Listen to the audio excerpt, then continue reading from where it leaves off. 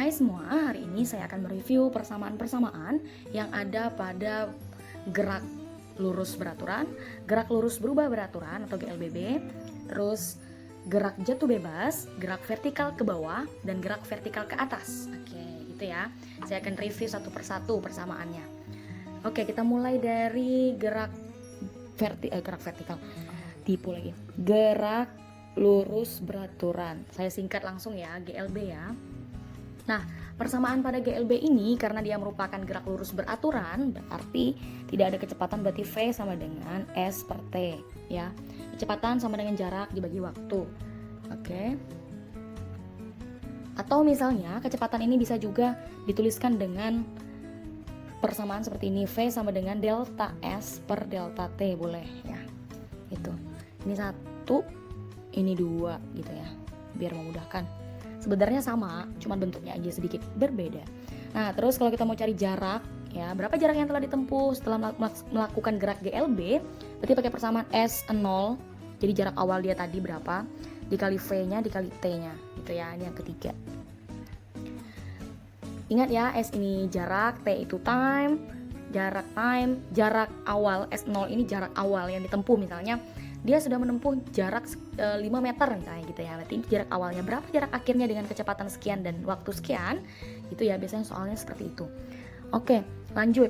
Grafik GLB V terhadap T itu relatif tidak ada perubahan kecepatan, berarti dia rata seperti ini ya. Nah, ini rata. Setiap detiknya itu dia tidak ada perubahan kecepatan, berarti dia kecepatannya 0 gitu ya. Oke, ini yang GLB. Kita lanjut ke GLBB.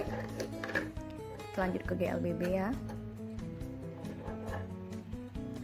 Saya tulis di sini GLBB. Oke. GLBB ini adalah gerak lurus berubah beraturan. Berubah beraturan ini maksudnya kecepatannya berubah sehingga mengalami yang namanya percepatan tetap gitu ya. Oke, persamaan yang ada pada GLBB adalah VT, biasanya kecepatan akhirnya berapa. Nah, V0-nya ditambah dengan A ini percepatannya akselerasi dikali time, ya, dikali waktunya ya. Ini 1. Terus, persamaan lain, perubahan jaraknya bagaimana? Nah, perubahan jaraknya, kalau tadi di GLB tidak ada kecepatan awal, kalau di sini ada kecepatan awal. V0T, V0 ini kan kecepatan awal, dikali waktu, ditambah dengan setengah dari percepatannya dikali kuadrat waktunya, gitu ya, ini 2. Oke, terus lanjut lagi. Nah, kalau kita mau cari jarak setelahnya, ya, jarak pada waktu T, ya, berarti jarak awal ditambah dengan kecepatan awal dikali waktunya ditambah dengan makin panjang ya guys, setengah dikali percepatan dikali waktunya dikuadratkan. Nah, begitu ya. Nah, diubah dalam bentuk lain bisa nggak Bu? VT kuadrat sama dengan V0 kuadrat plus 2 dikali A dikali S ya. Ini sebenarnya bentuknya sama. Maksud dari persamaannya sama, hanya bentuknya saja yang berbeda gitu ya. Bentuknya aja yang berbeda ya. Sebenarnya sama. Tergantung keadaan ya, mau pakai yang mana gitu ya. Oke. Grafik pada GLBB ya, V terhadap T ya, dia itu signifikan naik karena kecepatannya berubah tiap waktu, jadi dia naik gitu ya. Nah, sedangkan percepatannya A terhadap T-nya itu rata begini. Kenapa? Karena tidak ada perubahan, perubahan kecepatan ada. Nah, itu mengakibatkan percepatan tetap, bukan percepatannya juga berubah, tapi percepatannya tetap. Oke? Kalau S terhadap T ya naik dong. Tapi naiknya begini, nah gitu ya. Ini kurang, nah gitu. Grafiknya seperti itu. Terus gerak jatuh bebas, GJB. Oke, sip. Gerak jatuh bebas ini adalah gerak yang tidak diberi kecepatan awal. Jadi kalau kamu misalnya menjatuhkan benda nih kan, kamu lepaskan saja begini, itulah gerak jatuh bebas. Beda dengan kalau gerak vertikal ke bawah kita dorong gitu ya. Kalau gerak jatuh bebas kita lepaskan saja, itu gerak jatuh bebas namanya. Oke. Gerak jatuh bebas tidak ada kecepatan awal sama dengan 0 ya.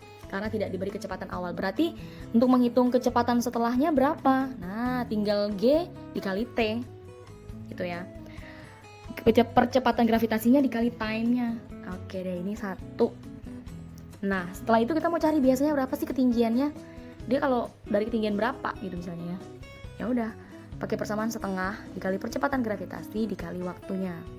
Nah, ini pertanyaannya. Terus habis itu kita lanjut ke waktunya. Berapa waktu yang ditempuh untuk menempuh jarak ketinggian sekian-sekian? Nah, biasanya tuh ada tuh.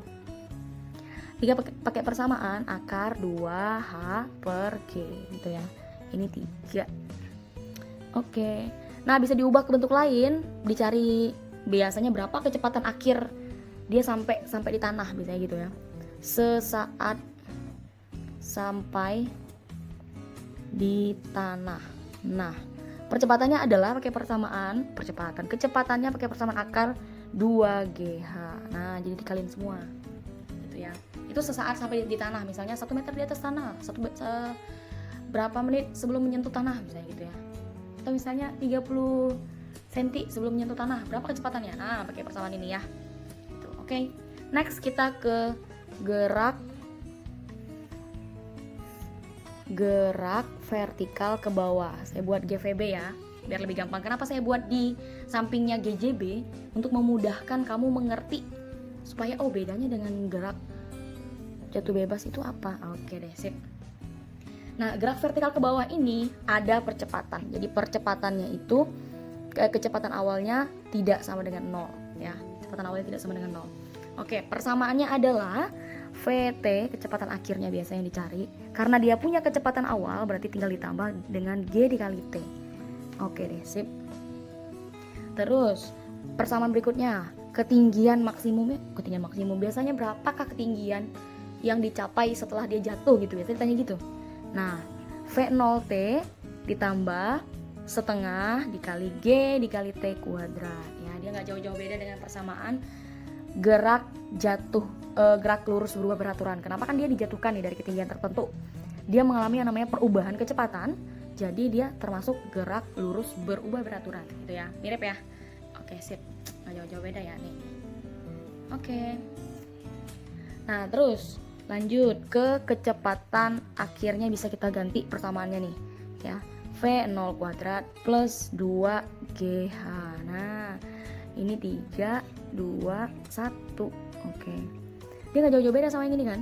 Nah, kebetulan di GLB ini 2AS. A itu percepatan geraknya lurus gitu ya.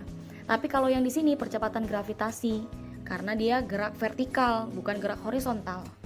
Terus pakai S-nya ini kan jarak. Nah, ini ketinggian gitu ya. H, ketinggian. Lihat ya, poinnya bukan beda, tetapi konsepnya sama, hanya penggunaannya sesuai kondisi gitu ya. Oke. Terus kita ke gerak vertikal ke atas. Oke deh. GVA. Oke, saya buat persis di bawah GVB supaya kamu tahu bedanya. Gerak vertikal ke atas sudah pasti harus ada kecepatan awal, berarti V0 tidak sama dengan 0. Nah, gerak vertikal ke atas itu kebalikan dari gerak vertikal ke bawah ya. Berarti apa yang beda? Tandanya saja yang beda. Oke, sisanya sama semua ya. Selebihnya yang beda nanti ada ketinggian maksimum dan waktu yang untuk digunakan untuk mencapai titik maksimum gitu ya. Itu doang yang bedanya. Oke, saya mulai dari sini ya. GVA. Saya mulai dari sini, nggak apa-apa, sama aja biar lebih luas. Oke. Nah, berarti persamaan ini semua, kenapa dia berubah tandanya? Karena dia melawan percepatan gravitasi, arahnya ke atas, vertikal ke atas.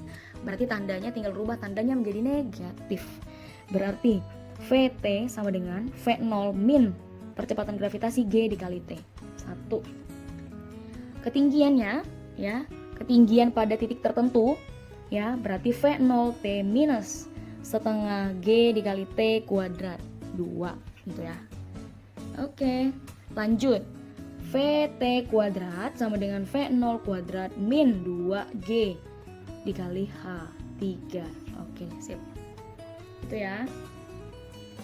Nah, kalau kita mau mencari yang namanya ketinggian maksimum dan waktu yang diperlukan untuk mencapai titik maksimum, berarti T max-nya Kan kalau kita lempar ke atas itu kan ada waktu tertentu untuk mencapai ketinggian tertentu juga. Nah, berarti Tmax sama dengan pakai persamaan kecepatan awalnya dibagi percepatan gravitasi aja, udah gitu aja. Ya. Nah, kalau dia ketinggian maksimumnya, Hmax-nya, kecepatan awalnya dikuadratkan, dibagi dengan 2 dikali G. Ya, karena ketinggian maksimum 2 kali percepatan gravitasinya. Gitu ya. Oke, silakan ini dicatat di buku catatanmu. Ingat-ingat, hubungan antara GJB, GVB, dan GVA dengan GLB dan GLBB itu adalah mereka masih menggunakan konsep GLB dan GLBB. Jadi sebenarnya tidak ada bedanya kecuali kondisi-kondisi tertentu gitu ya. Oke, sekian dulu persamaan tentang GLB, GLBB, GJB, GVA dan GVB gitu ya. Oke, serta GJB. Terima kasih.